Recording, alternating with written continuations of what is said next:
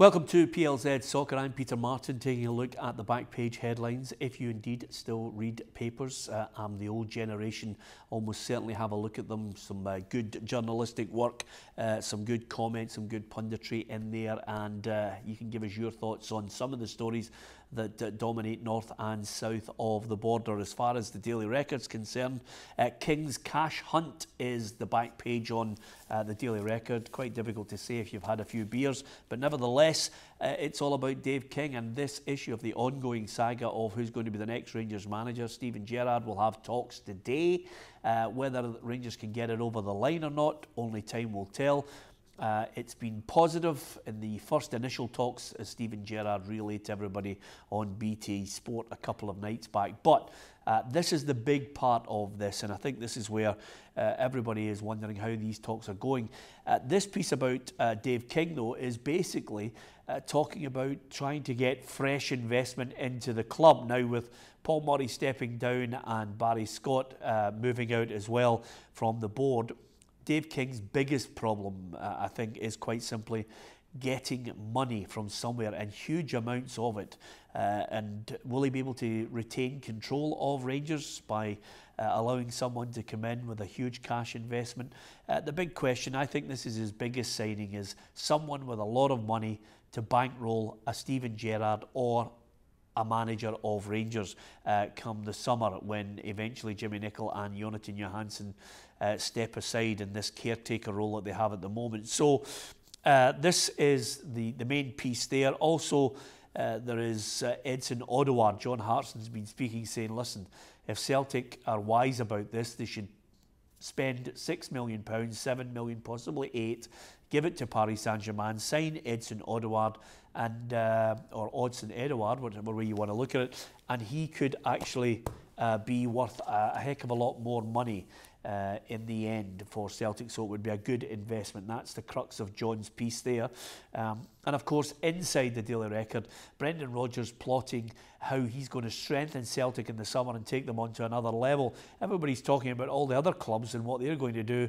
Of course, the champions, when you win the league back-to-back, as Brendan Rodgers has managed to do, you've got to keep moving, you've got to keep reinventing yourself, you've got to make sure that your team is getting stronger rather than weaker, and that's the basis of the piece in there.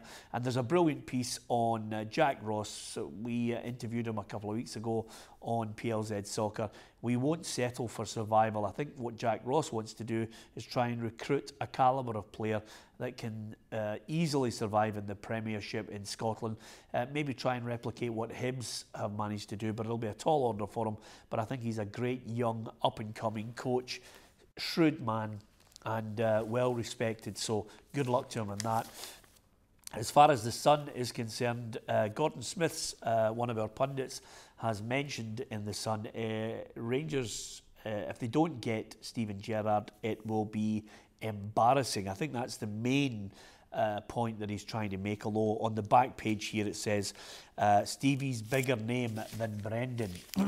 Yes, that may be the case, but we're not dealing in cosmetics here. He might be a bigger name in the world football stage for what he's achieved on the park, but it will count for nothing if he can't achieve something with Rangers as the manager. So I think the main basis of Gordon's point is quite simply they have to get this over the line. If they don't, wow, where do Rangers go? Who do they come up with as a replacement? Do they start looking to your Frank de Boers? Do they start again going back over old candidates that they said were not good enough at the time?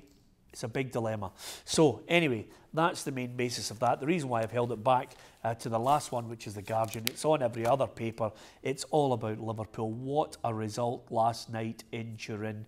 They had to make sure that they didn't lose by the 3 goals. Roma were confident that they would score, and boy did they. But Liverpool taking that lead through Sadio Mane, that settled the nerves a wee bit, but Roma came back. In the end, it finished 4-2. And you just wonder of the couple of chances that Roma had, they converted them. They could have actually managed to get it to 5-2, but that late penalty put a shine on it. Bit of respectability from Roma's fans to their team for battling, but so close and yet so far, because Liverpool have the chance to win the Champions League for the 6th time in their history. It's going to be fabulous. You can't get any better. Liverpool against Real Madrid, 26th of May in Kiev.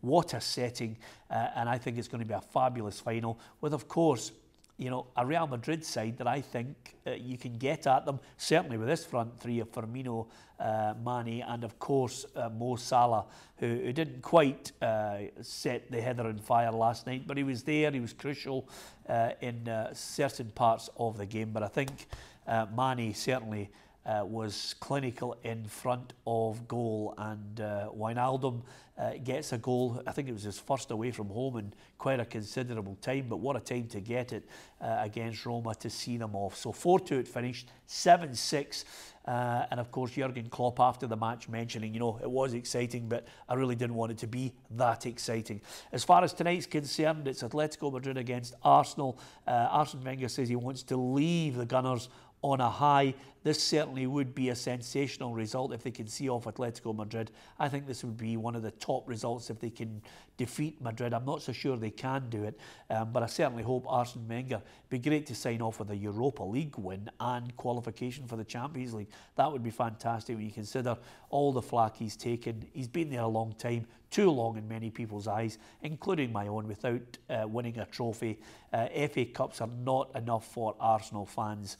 And quite simply, he will go after 22 years. The early part of his management tenure, brilliant for the fans. The latter part of it, brilliant for the business people in the boardroom. So there you have it. That's on the back pages. You can give us your view at PLZ Soccer on Twitter, facebook.com/PLZ Soccer. And over and above that, download the app. You'll get all the latest news, north and south of the border, European football, world football as well. And you can hit the video recorder on the app, send us your message, and if we use it on our show later on at night, then you will be in the pot, and we'll pick out a lucky winner, and we'll send you some football memorabilia that hopefully you'll like. Don't forget to just put in there who your favourite team is as well, and we'll send you something special if your video is used. That's on the app. Don't forget, www.plzsoccer.com on your laptop. You'll get all the latest news and unique video content. Join us at 4:30. Hugh McDonald of the Daily Mail will be with me alongside Alan Ruff. Thanks for watching.